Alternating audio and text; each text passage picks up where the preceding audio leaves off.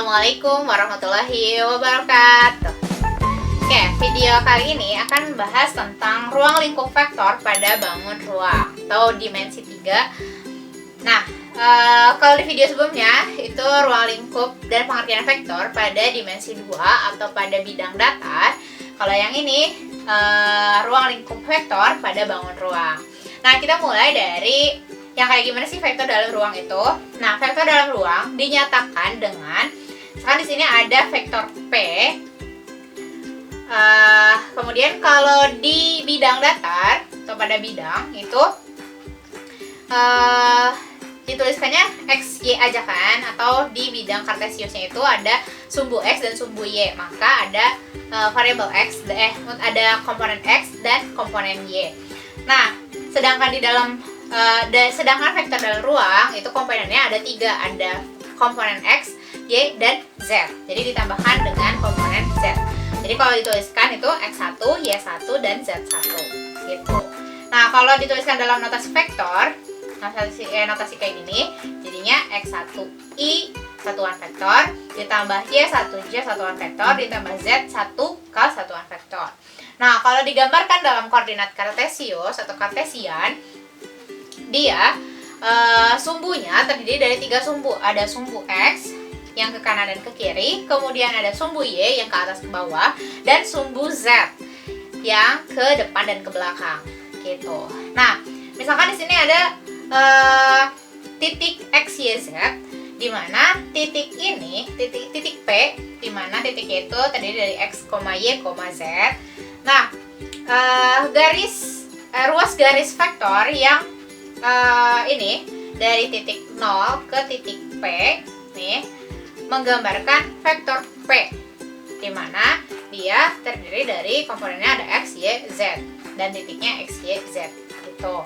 Nah, ini gambaran vektor di dalam ruang gitu. Jadi dia arahnya ke atas ini gitu kan. Kalau misalkan cuma x dan y, dia tuh misalkan gini tuh, dia begini gitu kan, atau ke sini atau ke sini gitu kan ya. Nah, kalau yang ini dia lebih luas lagi, dia berada di dalam ruang. Kalau misalnya kalian membayangkan sebuah kubus, dia itu misalnya adalah diagonal ruang, tapi misalkan mengarah memiliki garis yang memiliki arah, tapi kan karena dia vektor. Oke. Terus kalau di vektor bidang itu ada I dan J. Kalau di vektor ruang, di bangun ruang, dia ditambah dengan K juga. Jadi ada I yang di sumbu X, kemudian ada J yang di sumbu Y, dan ada K yang ada di sumbu Z. Gitu. Paham ya? Ini untuk gambaran vektor di dalam ruang, di dalam bangun ruang. Nah, untuk penulisannya bisa lihat di sini. Kalau misalkan penulisan untuk koordinat kartesius yang biasa yang ini titik P itu ditulisnya P dalam kurung x, y, z. Tuh. Nah, kalau misalkan menuliskan persamaan vektor yang ini kan persamaan vektor P sama dengan ini, boleh ditulis lagi vektor P sama dengan x, i satuan vektor ditambah y, j satuan vektor ditambah z, k satuan vektor. Maksudnya ini satuan vektor itu kayak vektor satuan yang ada di bidang. Jadi kan kalau di bidang untuk I itu berarti 1,0, berarti kalau J-nya 0,1. Kalau yang ini berarti I-nya 1,0,0, kalau J-nya berarti 0,1,0, kalau K-nya berarti 0,0,1. Gitu. Oke, untuk penulisan vektor kolom berarti dia bentuknya kayak kolom gini. Ya, ke bawah, vektor P sama dengan x, y, z. Yang ini juga vektor P dalam bentuk kolom. Yang ini vektor baris berarti ke samping, vektor P sama dengan x, y, z. Ini cara-cara penulisan vektor untuk vektor dalam ruang. Oke, langsung kita ke contoh soal. Oke, kita ke contoh ya. Misalkan di sini ada sebuah gambar balok. Sini ada satu balok yang menempel pada diagram kartesius. Diagram kartesiusnya berarti kan ada X, ada Y, ada Z karena dia balok kan. Nah, pada gambar di bawah ini nyatakanlah vektor-vektor berikut dalam bentuk persamaan vektor dan vektor kolom. Oke, yang mau kita bentuk dalam persamaan vektor dan vektor kolom adalah vektor BE dan vektor AG. Kita mulai dulu dari vektor BE. Oke, sebelum ke situ, kalian harus ingat dulu kalau vektor itu adalah ruas garis yang memiliki besar dan arah. Memiliki besar dan memiliki arah. Jadi dia ada nilainya, ada arahnya juga. Arah dan nilai. Jadi yang kalian harus perhatikan adalah nilainya berapa, kemudian arahnya kemana. Kalau arahnya ke kanan, ke kanan, dia positif. Kalau ke kiri, negatif. Sesuai sama koordinat kartesius. Kalau ke atas positif, ke bawah negatif. Kalau ke depan positif, ke belakang negatif. Karena ini kan bidang ya, bidang ruang dalam ruang. Jadi ada depan dan belakang. Oke. Yang X itu kan kanan kiri. Kalau Y atas bawah, kalau Z depan belakang. Intinya kalau misalkan dia panahnya ke arah kanan, berarti dia positif. Kalau panahnya ke arah kiri, negatif. Gitu ya. Oke. BE. Kita mau menentukan bentuk persamaan vektor BE dan juga vektor kolom untuk BE. BE itu yang ini kan, ini B, yang ini E. Berarti vektornya kita tarik garis dari B ke E.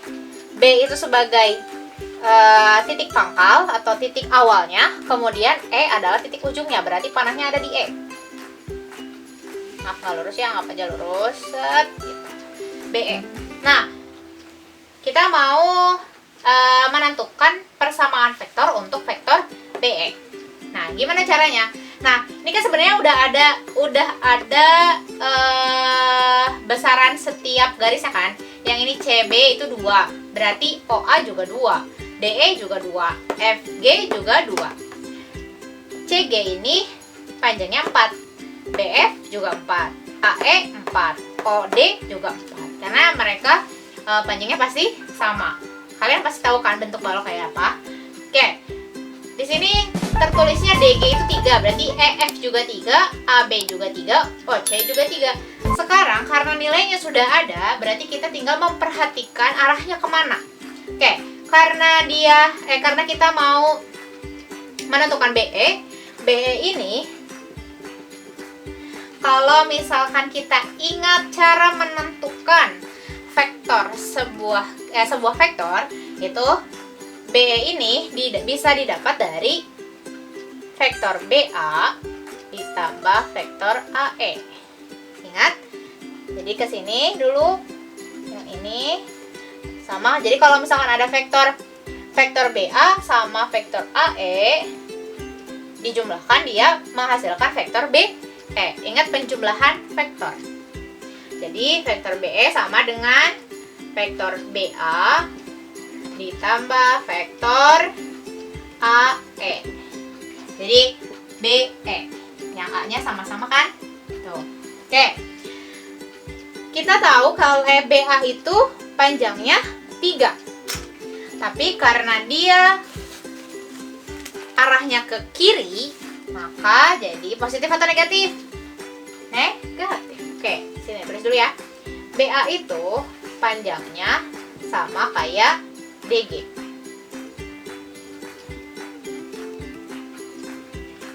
Kalau DG begitu ke sini kan? Sama dengan 3. Nah, karena BA itu ke kiri, berarti dia jadinya negatif 3. Tuh. Ya, ini panjangnya karena panjang, jadi karena tanda bentok jadi positif tetap. Tapi karena dia BA ya, ini BA, vektor BA itu karena ke kiri jadinya negatif. Negatif 3. Kalau kita mau persamaan vektor berarti satuan vektornya yang sumbu X adalah I.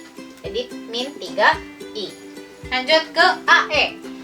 AE itu ke atas. Kalau ke atas berarti positif negatif.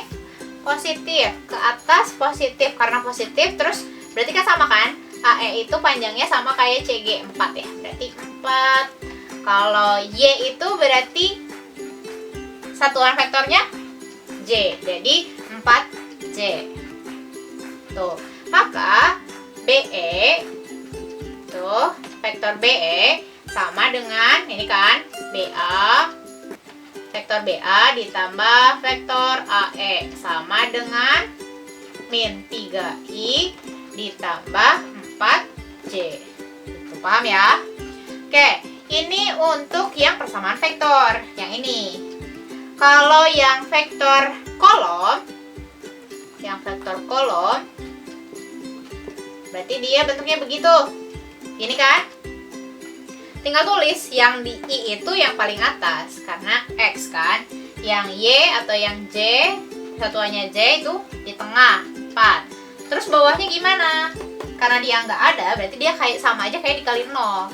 Jadi 0 kali satuan vektor Z atau satuan vektor K itu kan 0, jadinya 0. Jadi min 3, 4, 0. Ini untuk vektor BE gitu. Jadi yang kalian harus perhatikan adalah besar dan arahnya atau nilai dan arahnya atau besar dan arahnya.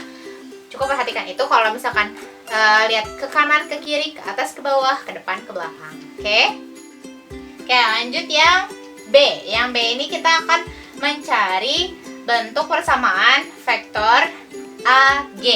Vektor AG itu yang ini kan, ini titik A, yang ini titik G. Vektor AG berarti tarik garisnya. Aduh, keadaan. Oke, tarik garisnya ya. Itu. Ini. Oke, vektor AG itu A-nya kan di titik di garis sumbu Z, sedangkan G-nya di garis sumbu X, Y. Oke, berarti dia bakalan melewati, kalau yang tadi kan vektornya cuma 2 ditambahinnya, kalau yang ini sekarang 3. Dari mana taunya? Dari sini. Oke.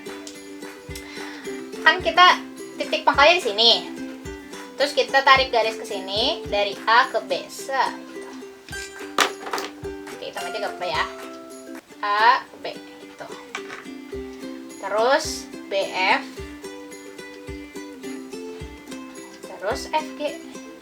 Temukan AG. Jadi AG itu penjumlahan dari vektor AB ditambah vektor BF ditambah vektor FG. Gitu. Gitu. Oke, kita tulisin dulu ya.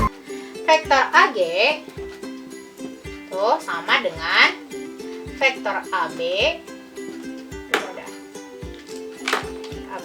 ditambah vektor BF ditambah vektor GFG. Jadilah AG. Jadi ujung sama ujungnya. Pangkalnya A, ujungnya G. Jadi AB tambah BF tambah FG. Oke. Jadi kita bisa menjumlahkan AB tambah BF tambah FG untuk menghasilkan vektor AG. Kita cari satu-satu. Vektor AB. Vektor AB itu ke kanan. Panjangnya 3. Berarti positif negatif. Positif 3. Karena dia X, sumbu X kan. Berarti 3I. 3 satuan vektor. Terus BF. BF itu ke atas positif atau negatif? Positif. Yang ke atas yang ini BF itu sama kayak nilainya berapa? Sama kayak CG kan? 4, berarti positif 4. 4J di satuan vektor. Nah, terakhir FG. FG. Nah, FG ini kan bengkoknya sama kayak sumbu Z. Dia ke atas. Oh, keliru ya. Kalau Z ke belakang, berarti bukan ke atas ya, maksudnya ke belakang. Kalau ke sini kan ke depan, kalau ke sana berarti ke belakang. Yang ini F-nya, FG itu ke belakang. Berarti kalau ke belakang dia positif atau negatif? Negatif. Negatif. Tulis di sini negatif. Besarnya berapa? 2, kayak BC kan. BC sama FG sama 2. Jadi 2 min 2. satuannya min 2K. Udah, tinggal kita tulis vektor AG sama dengan 3I ditambah 4J dikurang 2K atau min 2K. Satuan vektor ya. Kalau vektor kolomnya berarti tinggal dijadiin kolom 3, positif 4 sama negatif 2. Paham ya? Oke, selanjutnya panjang vektor. Panjang vektor di bangun datar dan bangun ruang masih sama. Dia rumusnya tetap pakai rumus Pitagoras. Jadi kalau misalnya ini yang bangun ruang ya, kalau misal ada vektor P sama dengan X, Y, Z, maka panjang vektor P atau dilambangkan dengan tanda mutlak vektor P sama dengan akar dari X kuadrat tambah Y kuadrat tambah Z kuadrat. Jadi tinggal kita masukin aja si komponen X kuadrat tambah komponen Y kuadrat tambah Z kuadrat. Oke. Nah, misalkan yang tadi kita pakai soal yang tadi kan ada vektor AG, jawabannya 3I tambah 4J kurang 2K, atau vektor kolomnya 3, 4, negatif 2. Kita akan cari panjang untuk vektor AG ya. Berarti akar dari 3 kuadrat ditambah 4 kuadrat ditambah negatif 2 kuadrat sama dengan akar 3 kuadrat 9 tambah 4 kuadrat 16 min 2 kuadrat 4 sama dengan akar 16 tambah 4 20, 20 tambah 9 29. Kalau nggak bisa disederhanain nggak apa-apa, segini juga akar 29. Ini untuk panjang vektor masih sama. Nah, untuk penjumlahan vektor, kemudian penjumlahan vektor, terus perkalian vektor dengan skalar dan juga vektor satuan, rumusnya masih sama, masih mirip sama yang vektor dalam bidang datar. Hanya saja kalau misalkan ada K ya berarti sama K-nya atau sama Z gitu. Paham ya? Oke. Terima kasih sudah menonton videonya. Semoga bermanfaat. Jangan lupa like, komen, dan subscribe. Sampai jumpa di video berikutnya. Assalamualaikum warahmatullahi wabarakatuh.